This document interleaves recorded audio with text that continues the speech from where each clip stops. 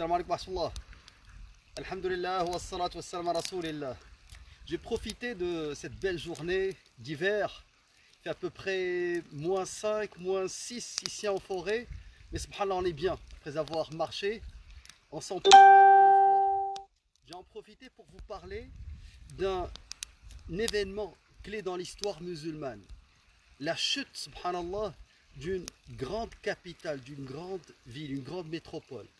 La ville de l'imam al-Bukhari, la ville de Bukhara.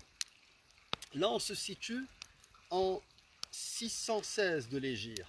C'est l'équivalent d'à peu près de 1219 avec le calendrier grégorien. Et la ville de Bukhara est assiégée par les troupes de Gengis Khan. Gengis Khan, celui qu'on a surnommé à l'époque le chevalier de l'Apocalypse. Alors, il y a eu une première bataille entre le roi à l'époque, le sultan, qui gouvernait cette région, y compris Bukhara. Rappelons que Bukhara a été libéré par les musulmans par Qutayb ibn Muslim en 90 de l'Hégire. Elle est devenue avec le temps une grande métropole, un centre culturel, religieux. L'imam Bukhari y a vécu, rahmatullahi alayh, mort en 256 de l'Hégire. Et là, en 616, cette ville, qui est un jalon incontournable de la route de la soie, qui a connu, subhanallah, un grand nombre de pieux, de savants, est encerclée par les troupes de Gengis Khan. À ce moment-là, le chef mongol propose aux habitants de se livrer. Et la population va se diviser en deux groupes. Il y a un premier groupe formé des moudjahidines, des combattants, et des savants qui ont dit on va résister. Puis il y a la majorité de la population qui a dit on ne pourra pas vraiment résister à ces gens-là. Le roi leur a déjà livré une bataille où 20 000 musulmans ont connu le martyre, et 40 000 mongols ont été tués, puis ça ne les a pas stoppés. Alors, les moudjahidines avec les savants et les fuqaha, les savants musulmans, les imams, se sont réfugiés dans la grande citadelle et ont commencé à se préparer pour livrer combat. Le reste de la population a ouvert les portes. Et lorsque les troupes mongoles sont entrées, ils ont proposé à ceux qui se sont livrés de les aider contre ceux qui se sont réfugiés dans la citadelle. Et ils les ont obligés aussi à creuser et enlever les tranchées et ce qui pouvait repousser les attaques des Mongols. Alors, subhanallah, ils ont aidé les Mongols contre leurs propres frères. Et une fois que tous les savants, tous les moudjahidines, tous ceux qui étaient assiégés ont été tués, le chef mongol, Gengis Khan, a dit, subhanallah, il a dit une citation célèbre.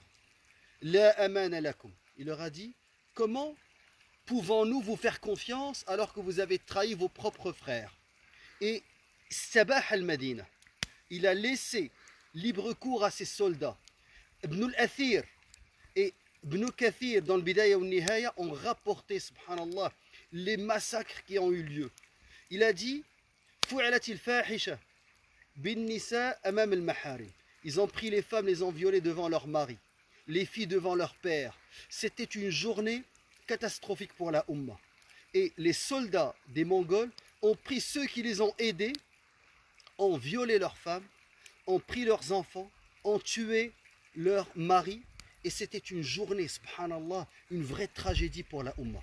Ça, on parle de 616, 1219.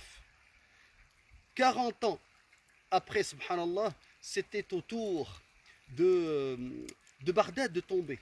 Et il a fallu attendre, ils ont pris même la capitale, il a fallu attendre 600, si ma mémoire est bonne, 658, avant que le Qa'id Bibers, et il y a eu, subhanallah, le Qutuz, qui était le général à l'époque dans Ain Jalut, pour pouvoir défaire les troupes mongoles et arrêter, subhanallah, ces troupes qui s'avançaient vers l'Égypte puis vers l'Europe.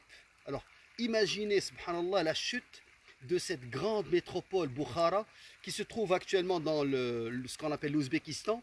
Cette grande ville, elle a été assiégée puis les portes ont été ouvertes parce qu'une partie de la population a refusé de résister. Ils ont vendu leurs propres frères et subhanallah, ils ont été récompensés par les envahisseurs d'être à leur tour tués, massacrés, violés. Bien entendu, certains ont résisté, mais la plupart ont été massacrés par les soldats mongols. Wallah al-Musta'an. Triste histoire, triste événement de l'histoire musulmane, mais une leçon qu'on devra toujours retenir, que les traîtres finissent toujours, subhanallah, humiliés. Wassalamu alaikum wa rahmatullah. Au plaisir de vous revoir.